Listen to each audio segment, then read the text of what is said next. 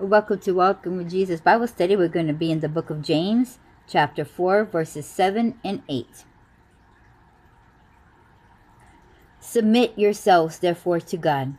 Resist the devil, and he will flee from you. Draw nigh to God, and he will draw nigh to you. Cleanse your hands, ye sinners, and purify your hearts, ye double-minded. And I'm going to repeat that. Submit yourselves, therefore, to God. Resist the devil, and he will flee from you. Draw nigh to God, and he will draw nigh to you. Cleanse your hands, ye sinners, and purify your hearts, ye double-minded. You know, it's coming new to Christ. We're going to go through a lot of changes. There's a lot of things that we got to get rid of, to purify. I combined those two words together. That's kind of funny. I do that a lot. Sorry. Ridify. Purify. To purify our hearts, we got to get rid of a lot of things. We have to overcome the old self. We're going to have to kill our flesh. In fact, that's what it means to die to oneself. Because your flesh is of this world, and the things of this world you need to die of, you need to get rid of, so that you can walk more in your spirit. That your light shines through instead of being covered by this flesh. That means habits. Any habits that can be consisting of curse words and the way you talk and even the way you joke around. See, a lot of people forget the small stuff. But, all those raunchy and, kind of jokes that you shouldn't, you got to get rid of that. A lot of people forget about that. And think it's still okay to be laughing at such raunchy jokes. There's all these little small things. But here's the thing. To us, when you're coming in and you're new, it may seem overwhelming. Of all the things. Oh, I got to stop this. I got to stop. Here's the thing that draws a lot of people away from coming to Christ. Slow down. God's got you. Not everything has to be done at once. Calm down. You're overwhelming yourself. Many pastors, preachers, friends, family members, you can be overwhelming to some people when they're first coming to Christ. We got to remember, God's got this. He knows what he's doing. We turn too many people away from Christ because we're like, oh, you can't do this and you can't do that and you're doing that wrong, and now that you're a Christian, you can't do this no more. Whoa, slow it down. Get him in the net first. You're doing all this craziness. God knows what he's doing. God has become... And as Christians, as ones that's already been in it for a while with this journey with God, we know that as we walk, slowly God does this little thing where you see yourself, oh, I need to fix that. Oh, you know what? I probably shouldn't be doing that no more. This thing called the Holy Spirit that God gifted you, that lives inside you, that convicts you and corrects you of the things that God needs to remove from your life. And see, we're making people flee too fast, that they're running for the hills because you're throwing all the 600 and something laws and commandments at them in the face and hitting them one after another. Is overwhelming people, and they are fleeing faster than they are staying. Yes, this stuff all needs to be fixed and corrected, but with due time, God will get to it.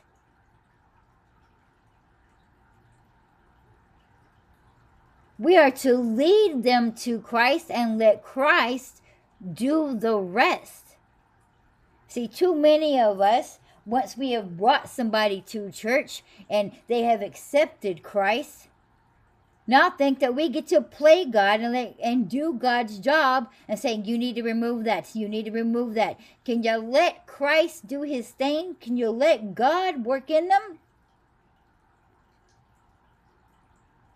See, the best way for somebody to overcome something in their life and to get rid of it is the fact that they want to do it for themselves. If they do it for any other reason or simply because they were told, that bad habit and that thing will make itself back in them because it wasn't something that they willingly and wanted to do. See, the thing about Christ, when he works in people, they want to do that for themselves. They want to, oh, you know what? I love God so much. I no longer want to do this. I no longer feel the need to do this. We ruin that chance by overwhelming people by saying, hey, you need to do this and you need to do that. Let Christ work in them. Let their love build up. Let God do his thing so that you know you're not going to believe what. Oh, I just got to tell you, man, I was in prayer with God and I was just talking. I was having this bad week and all this and that, and you know, and then I felt Christ moving him, and that stuff no longer bothers me no more. And I went to go hang out with this one friend, and we usually always hang out and we always do this. Next thing you know, I didn't want to do that. I was like, nah, I'm good. We got to let Christ do his thing. We got to put our trust back into Christ. He will put it upon their hearts and their mind to do and to change the way that they are. He will help them cleanse their hands. Only God can help them purify their hearts. But we got to have faith. We got to put trust. We can't be like, okay, I believe and trust God, but I just don't know, this is too big and this is going to be a little bit too much. That's double-minded. We can't do that. Either you trust or you don't, or you have faith in who God is. And God can do all things. So there's many of people of us that believe in God and we have faith in it. But when it comes to certain things, do we really have the belief that God can do all that he can say he could do? Because there's many people who say they believe in God, but then when it comes to a certain specific thing in their life, oh, I don't know, this may be a little bit too much because he's got this cancer and there's no way, we've only got 1 week and they're going to come and take the house and there's no more days left. And where's your faith in God? He can do anything as long as you believe. See, there's too many double-minded Christians out there. Oh, I believe and I have faith in them, but when it comes to certain things you do not because you worry. Your worrying and your stress says otherwise. Because if you really had the faith that there's nothing too great for God, then you wouldn't be stressing. You wouldn't be worrying. You'd be like, I ain't got no problem with it. Well, you know what? I put it in God's hand. I said a prayer and I prayed to God, and so therefore it is fixed. The woman whose child was dead said, he is well. There was like, but lady, that means she goes, but he is well. She knew who she was dealing with. And all is well. She wasn't going to speak of it. She wasn't going to hear of it.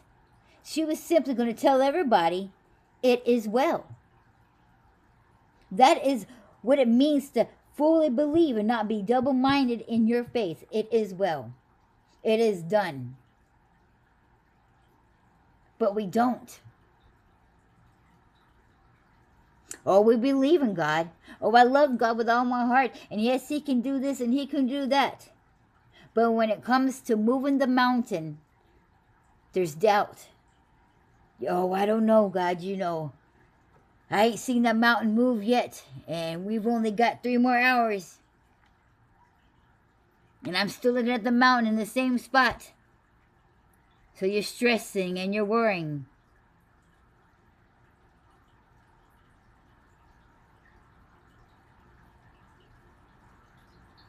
We got to put more trust and more faith in God. We got to let God do his thing in us. Too many times we're allowing us to do God's thing in us. And then we don't seeing this and we're not seeing that. That's because we're not God. That's why we're not seeing it. You put too much trust and faith in yourself. You need to put that trust and faith in God. God's the one that can do it. Not you, God. We got to sit back sometimes and just let God be God.